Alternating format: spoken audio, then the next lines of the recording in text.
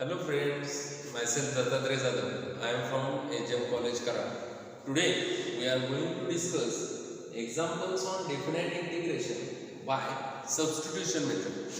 We know that in indefinite integration, for example, here is an example integration of log x divided by x dx. Okay, we use substitution method. We use substitution method for that function whose derivative is inside the integration. Here we know that derivative of log x is 1 upon x. Here is that term. So we substitute for log x, put log x is equal to t on differentiating. Derivative of log x is 1 upon x dx is equal to derivative of t is dt. Therefore, integration changes to integration. I can write here log x instead of log x, it's t, and it's 1 upon x dx, it's dt. So integration becomes t dt. Means what? जेव्हा आपले example एखाद्या variable मध्ये असेल तेव्हा आपण काय करतोय, त्या व्हेरिएबल मध्ये असे एखादं फंक्शन शोधतोय की त्या फंक्शनची डेरिव्हेटिव्ह तिथे त्या इंटिग्रेशनच्या आतमध्ये असली पाहिजे आणि त्या फंक्शन बद्दल आपण सबस्टिट्यूशन करतो.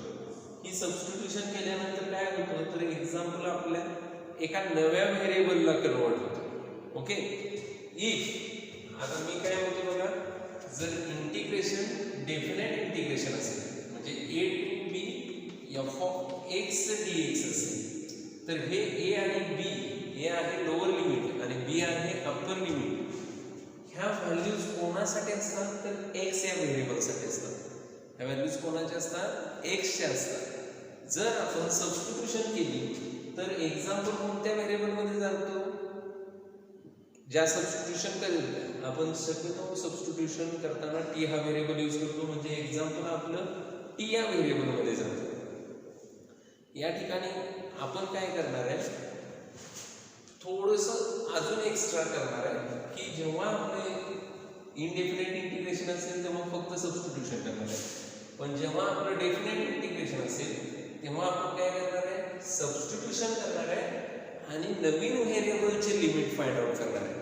लक्षात राहील, सबस्टिट्यूशनचा पार्ट करायचाच आहे. ओके, अजून काय करायचं आहे, तर सर्वात महत्त्वाचं लोअर लिमिट आणि अप्पर लिमिट नवीन व्हेरिएबलसाठी आपण फाइंड आउट करणार आहे. हे तुम्हाला क्लिअरली फक्त आणि फक्त एका एक्झाम्पलवरती लक्षात येईल. Okay, so starting with our first example, evaluate integration. Evaluate integration, it's 1 to 3 cos of log x. Evaluate integration 1 to 3 cos of log x divided by x dx. Okay, तर इकडे लक्ष द्या. First identify example is on definite integration. So in solution write that integration as I. Let I is equal to integration from 1 to 3 cos of log x divided by x dx.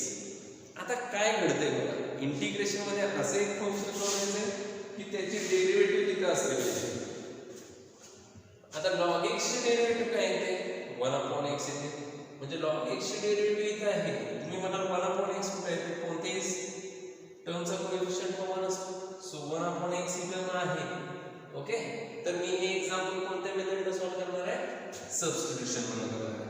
So put log x is equal to t. इथं base दिला नाही, e हा base आहे असं consider करा. On differentiation केलं तर log x ची डेरिव्हेटिव्ह येणार आहे 1 upon x. LHS x मध्ये log x ची डेरिव्हेटिव्ह येणार आहे 1 upon x. With respect to x काढतोय त्यामुळे dx ने मल्टिप्लाइड करायचं, which is equal to RHS मध्ये t आहे, t ची डेरिव्हेटिव्ह येणार आहे 1. ही कधी येईल, जर with respect to t find out differentiate केल्यानंतर. सो तो dt लिहिलेला आहे. आता ही सबस्टिट्यूशन झालेली आहे, यामुळे काय होणार आहे, एक्झाम्पल आपलं t या व्हेरिएबल मध्ये जाणार आहे. मग हे जे लिमिट्स आहेत 1 2 3 हे या व्हेरिएबलसाठी x या व्हेरिएबलसाठी. आता आपल्याला काय करावं लागणार आहे, हे कोणत्या व्हेरिएबलसाठी फाइंड आउट करावे लागणार आहे, t साठी. म्हणून इथं न्यू लिमिट्स कसे फाइंड आउट करतोय बघा. when x is equal to 1, lower limit 1 आहे, आणि when x is equal to 3 तेव्हा t च्या व्हॅल्यूज काय येतात ते चेक करणार. t इथं आहे बघा log x, then t is equal to put the value of x is 1, here is a log 1, and we know that log 1 is always 0. when x is equal to 3 t is equal to, इथं x ची value 3 टाकली, t is equal to log 3 काय calculate केलं नाही तरी चालेल, log 3 as it is. म्हणजे lower limit x is equal to 1 असताना आपल्याला t चं लोअर लिमिट मिळालं 0, आणि when x is equal to 3 असताना t चं लिमिट मिळालं log 3. येते लक्षामध्ये. सो लक्ष व्यवस्थित द्या. I is equal to integral. इथं लोअर लिमिट आणि अप्पर लिमिट 1 2 3 लिहायचे नाही तर या ठिकाणी, कारण की एक्झाम्पल आपलं x या व्हेरिएबल मधून काय होणार आहे, सबस्टिट्यूशन मुळे t या व्हेरिएबल मध्ये येणार आहे, तर आपल्याला t चे लिमिट्स द्यायचे. आता लोअर लिमिट साठी लोअर लिमिट काय होतं, तिथं 1 साठी t ची व्हॅल्यू किती आली, 0. सो 0 इथे लिहिलेलं आहे.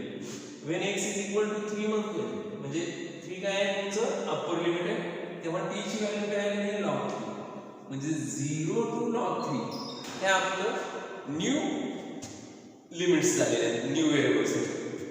ओके, log x बद्दल t टाकतोय म्हणजे cos t झाले. log x बद्दल t टाकलं म्हणजे cos t झालं, आणि हे 1/x dx येत आहे, 1/x dx, त्याच्याबद्दल मी काय लिहिणार आहे, dt. ओके, आता sin x ची डेरिव्हेटिव्ह काय आहे, cos x, sin t ची डेरिव्हेटिव्ह काय आहे, cos t, cos t चे इंटिग्रेशन काय आहे, sin t, म्हणून याचे इंटिग्रेशन काय आहे, cos t चं sin t. इंटिग्रेशन इव्हॅल्युएट केलं, cos t चं sin t आलेलं आहे. हे जे लिमिट्स आहेत ते राइट हँड साइडला लिहिले आहे 0 to log 3. या sin t ला आपण काय म्हणतो, प्रिमिटिव्ह. आता या ठिकाणी इव्हॅल्युएट करताना काय करायचं असते, value of the primitive at upper limit minus value of the primitive at lower limit. Upper limit log 3 म्हणजे मला काय करावं लागेल, t ची व्हॅल्यू log 3 टाकावी लागेल, म्हणजे हे होईल sin ऑफ t ची व्हॅल्यू झाली log 3, sin of log 3 minus sin of t ची value lower limit, value of the primitive at upper limit minus value of the primitive at lower limit. Lower limit काय आहे, 0 आहे, म्हणजे हे झालं sin of log 3 minus sin 0 0 येतो, म्हणजे हे झालं sin ऑफ log 3, आणि हे आपल्याला दिलेल्या एक्झाम्पलचा आन्सर असेल. So integration from 1 to 3 cos of log x divided by x dx is equal to sin of log 3. हे आपलं फर्स्ट एक्झाम्पल झालेलं आहे. आता आपण आपल्या सेकंड एक्झाम्पल कडे जाणार आहे. सेकंड एक्झाम्पल आहे evaluate integral 0 to π/4 cos x divided by 4 minus sin square x. Evaluate integral 0 to π/4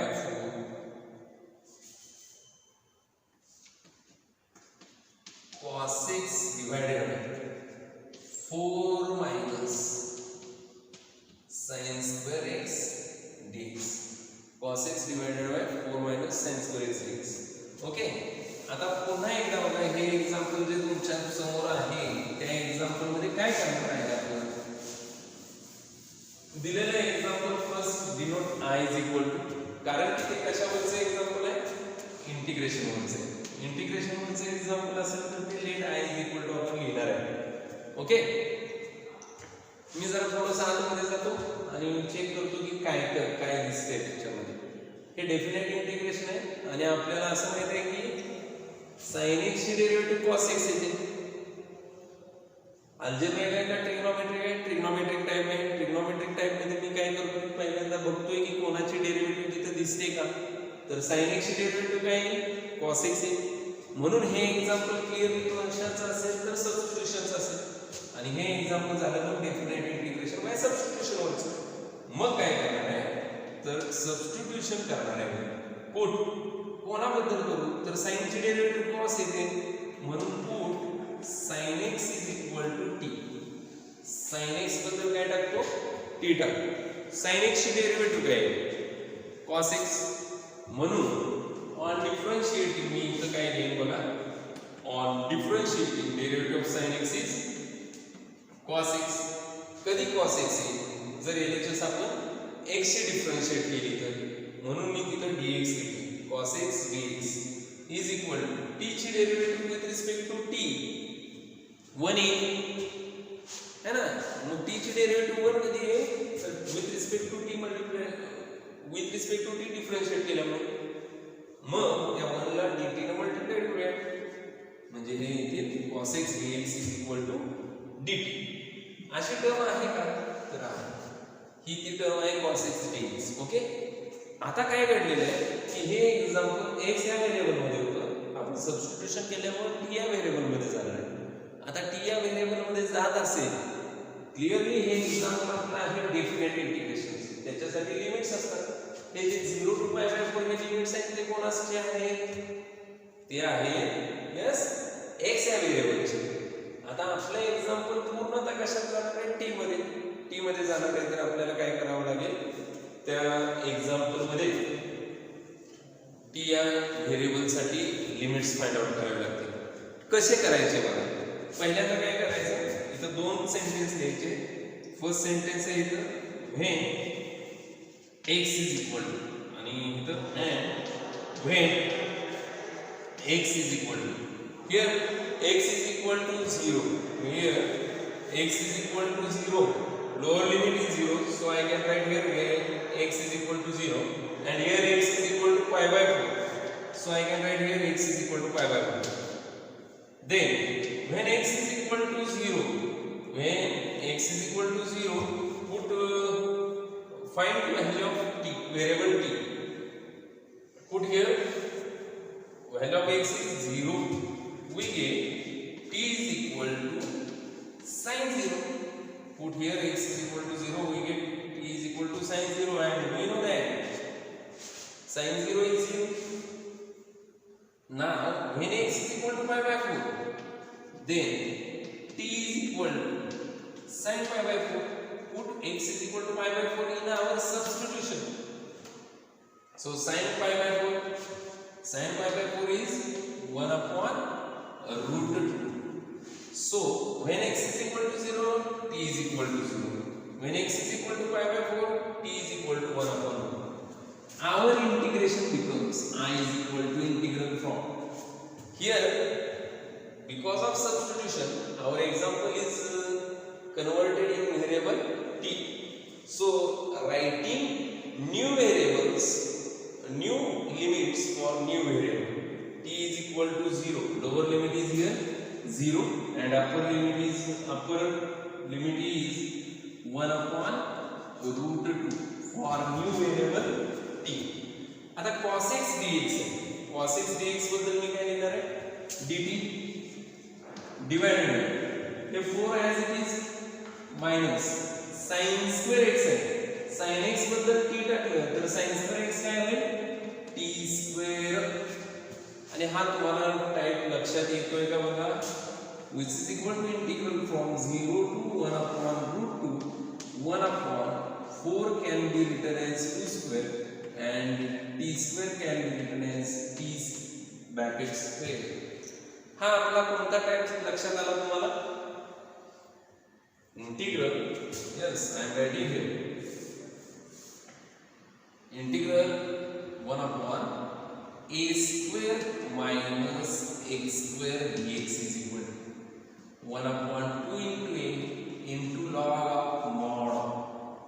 Here how many factors are there? Two factors. Yes. So starting with 1 upon 2a. Now factors are a minus x and a plus x. Writing positive factor in numerator. So I am writing a plus x divided by a minus x plus constant of integration c.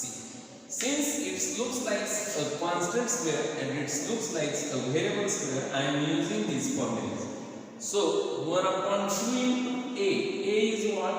Here this term is considered as a square and this term is considered as x square. So a square is 2 square. So a is what? It's 2. So 1 upon 2 into a, that is 2 into 2 into log of mod of. Yes, here factors of a square minus x square are a plus x and a minus x. Here factors of 2 square minus t square are 2 minus t and 2 plus t. Writing what? Positive factor in numerator since it starts with very constant square, and negative factor in denominator. Okay, so log of mod of 2 plus t divided by 2 minus t. Don't write c because we are in definite integration, and here value of the primitive is from, yes, primitive is from 0 to 1 upon root 2. And this term is constant, that's why I am writing that term outside the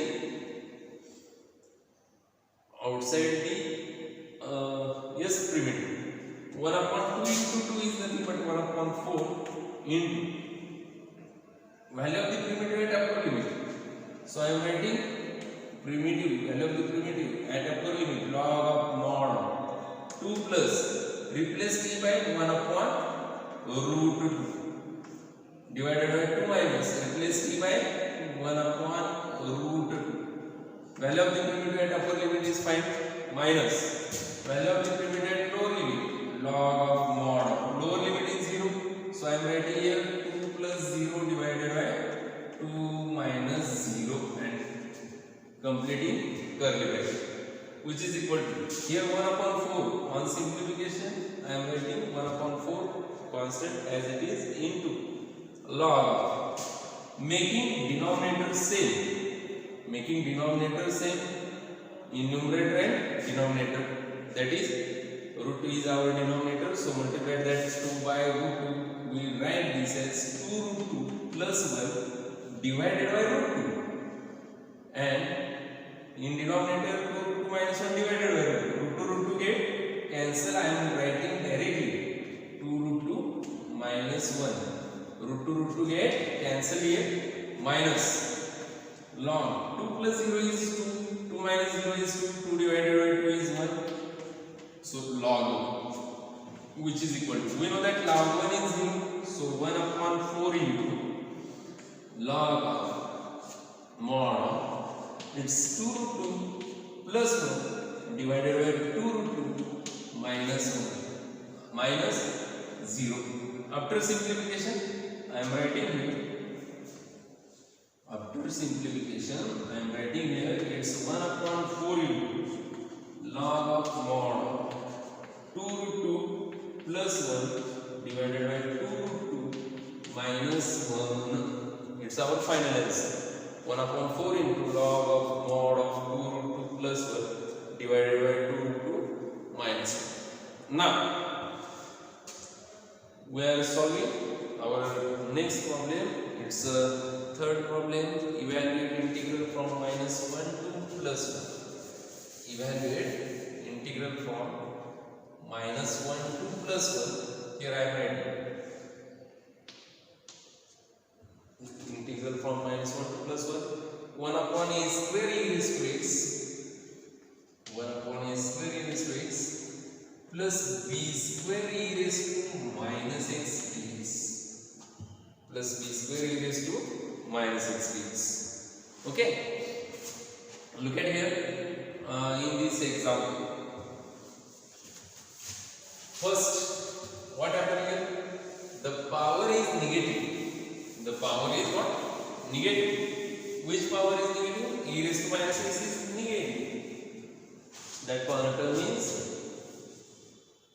that term has power negative. So I am writing by law of indices, converting that power, negative power, in terms of positive power.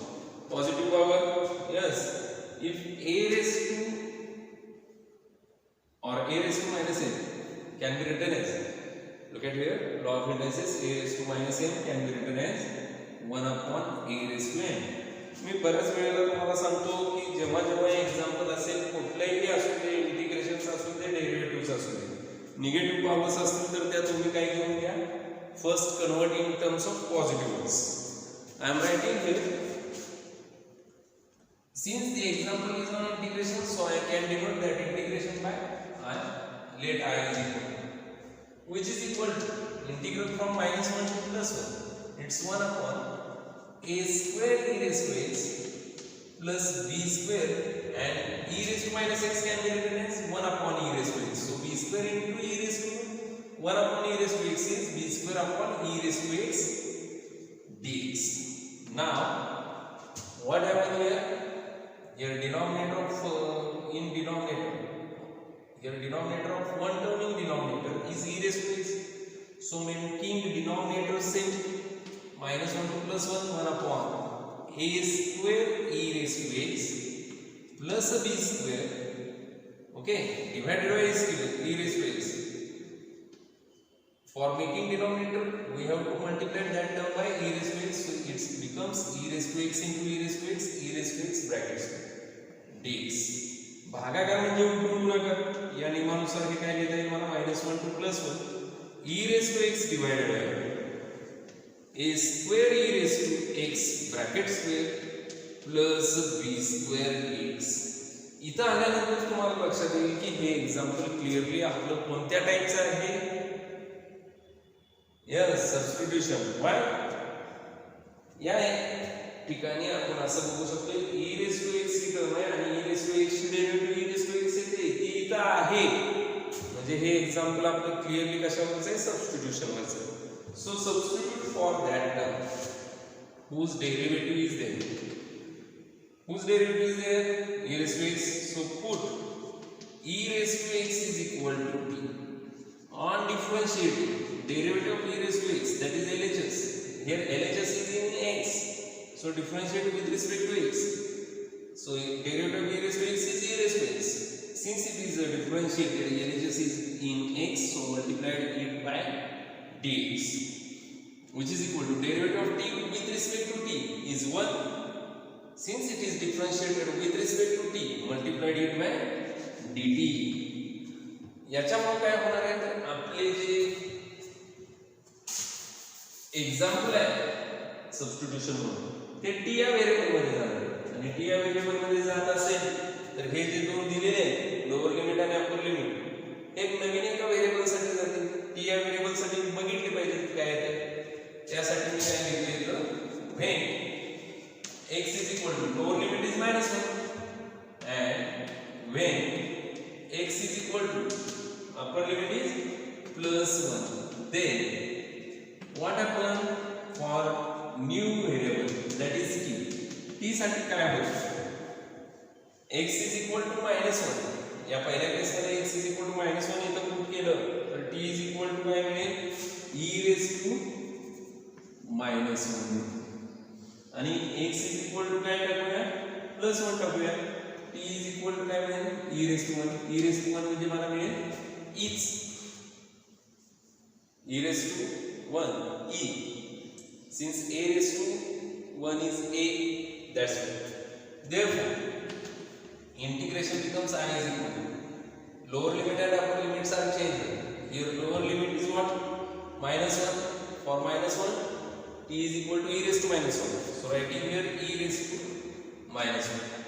Value of the yes upper limit is here, upper limit is +1.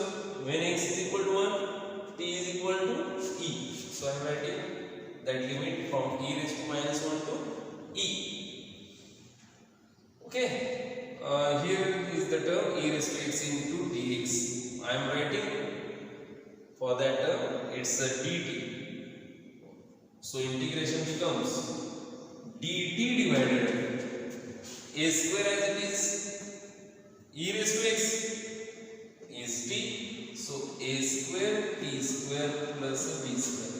It looks like, yes, integral from e raised to -1, e raised to -1 to e 1 upon a t square plus b square into एक जी term आहे ती आपली कशाची आहे, व्हेरिएबलच्या स्क्वेअरची आहे आणि दुसरी कॉन्स्टंटच्या स्क्वेअरची लिहिता येईल, म्हणून ते या पद्धतीने लिहिले. तुम्हाला फॉर्म्युला माहिती आहे स्पेशल इंटिग्रलचा, 1/a² + x² ही व्हेरिएबलची टर्म आहे म्हणून x² म्हणतो आणि ही कशाची टर्म आहे, कॉन्स्टंटची म्हणून ती काय म्हणतो a². 1/a² + x² dx याचे फॅक्टर्स पडत नाही म्हणून सुरुवात 1/a tan inverse of x/a + c हा आपण फॉर्म्युला यूज करणार आहे या इंटिग्रेशन सॉल्व्ह करण्यासाठी. ओके, तर हा आहे तुमचा व्हेरिएबलची टर्म आहे म्हणजे ती कोण आहे, x² आहे आणि हा आहे तो कॉन्स्टंट आहे ती a² आहे. 1/x² + a² साठी सारखं दिसते 1/a tan inverse of x/a. 1/a is what, a² हा b² आहे म्हणजे a हा b आहे. 1/b tan इनवर्स x² हा 80 चा स्क्वेअर आहे म्हणजे x हा 80 असणार आहे. 80 डिवाइडेड अपॉन a म्हणजे कोण आहे तुमचा आता b आहे. tan inverse 80 divided by b. Since here coefficient of that term 80 or coefficient of t is a, so don't forget to divide by a or to multiply by reciprocal. Its reciprocal is what? Reciprocal of a is 1/a.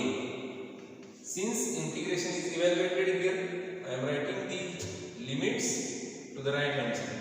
It's e⁻⁻1 to e.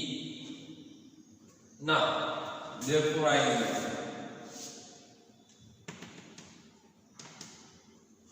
1/b into 1/a. I am writing 1/ab into tan inverse 80 divided by b, and a, b are constants, so outside the primitive writing that e⁻⁻1 into e.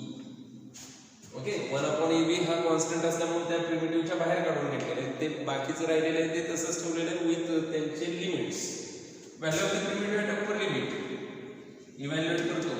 Upper limit e असल्यामुळे मी इथं काय टाकणार आहे, e टाकणार आहे म्हणून हे होणार आहे tan inverse a e divided by b minus value of the primitive at lower limit. Lower limit काय e⁻⁻1 आहे म्हणजे हे होणार आहे tan inverse a e⁻⁻1 divided by b